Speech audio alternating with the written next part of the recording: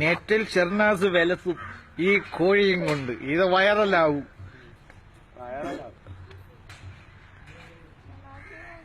ഷെറു അതിന്റെ സമയം അടുത്തപ്പോ അത് വടിയായി. നീ ഒരു കോഴിക്ക് മരിക്കാനുള്ള സ്വാതന്ത്ര്യമല്ലേടാ ഈ നാട്ടിൽ? മാറടി അലീന, പാവം കോഴി.